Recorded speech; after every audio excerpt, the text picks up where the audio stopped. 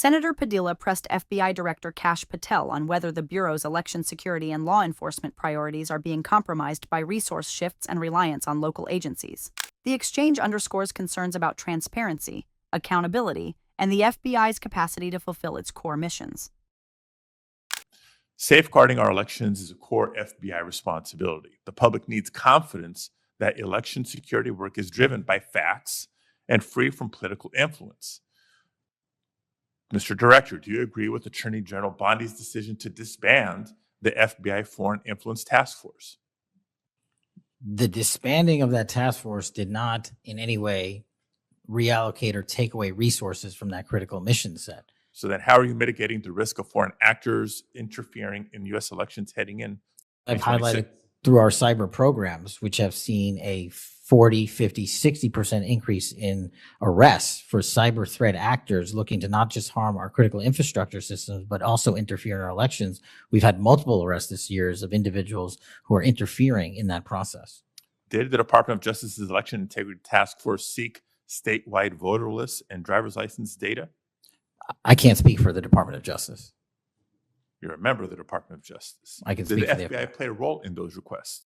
Whatever request that we had pursuant to the department's direction were provided. So then you can speak for the to FBI. Those actions. For the FBI. So you can speak to those actions. For the FBI. So what role did you play in those requests? Whatever requests we get from the department, I don't have those details in front of me. We provide whatever requests they have. I have not many details in front of you on a lot of the questions coming from this side of the aisle. So I do hope that there are substantive and accurate responses to our questions in writing. In my time left, Mr. Chairman, I just want to call out a couple of observations. The director before us has tried to explain, I won't say explain, tried to explain how he doesn't need another $500 million to do the job. And specifically that even if the FBI had an additional $500 million, it would take years. I think he referenced 14 years to fill the vacancies. But in the meantime, relying on partnership with local law enforcement to fulfill the mission of the Bureau.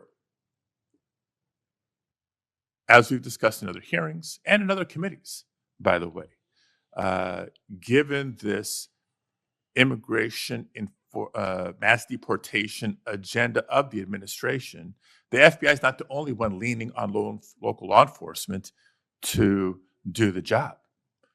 ICE has made it clear that they're doing the same. Other law enforcement agencies within DHS is doing the same. So much so that ICE's recruitment, because they're not only not advocating for cuts, they're actually requesting additional dollars and have issues about policy with them. But if ICE's plan to do the job is not just hiring up significantly, they don't seem to have that as a concern, but the FBI does. Both ICE and the FBI are citing partnerships with local law enforcement, which, look, partnership and engagement is great. But having come from local law enforcement at the outset of my public service career, I also know that capacity and resources at the local level are strained, particularly in times like this. And when ICE is going on a hiring spree, and you have local law enforcement agencies worried about their ability to recruit and retain local law enforcement officers and not losing them to the federal government, then our reliance on those local law enforcement agencies is a perilous strategy to take and could undermine local law enforcement's ability to address crime at the local level, whether it's white-collar crime, organized retail theft, violent crime, et cetera, et cetera, et cetera. And in my final minute, I will also suggest this. Director Patel has referenced earlier in the hearing that one of the most significant value addeds of partnering with local law enforcement is that they are the best intelligent source. Is that correct? For on the ground. Yet, when local law enforcement is put in a perilous position of being in a role with this mass deportation agenda, which is consistently overreached, has been found to violate the law and the Constitution, and has undermined public confidence in law enforcement, not just by immigrants, by the way, but especially immigrants. When immigrants are victims of crime and are afraid to come forward because they don't know what law enforcement is going to do with their information or not, when immigrants, legal or undocumented, are witnesses to crime and are afraid to come forward with that information because they don't know what's going to happen with their information or not, that undermines the credibility of law enforcement with the community and undermines the intelligence, Director Patel, that you say are the best source of intelligence when it comes to law enforcement. So it's shaky, it's worrisome, and in my opinion, overall, you are failing to live up to the role and responsibility that you have been confirmed to, and I associate with myself with everything Senator Booker said earlier. Thank you, Mr. Chairman.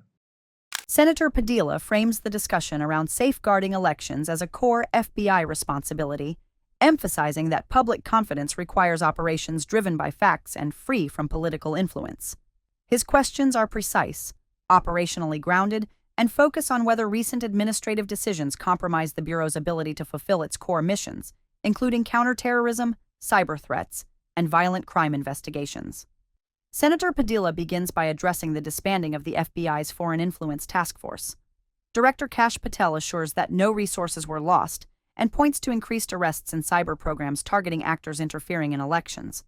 While these metrics are notable, they do not address the structural implications of eliminating a dedicated task force. Senator Padilla's point is clear. Oversight is not about individual arrests, but about whether the agency's strategic capacity to prevent foreign interference remains intact. A major theme in the exchange is the FBI's reliance on local law enforcement. Senator Padilla notes that, under the current administration, both the FBI and other federal agencies like ICE are increasingly dependent on local partnerships. While cooperation is valuable, overreliance can strain municipal and state resources.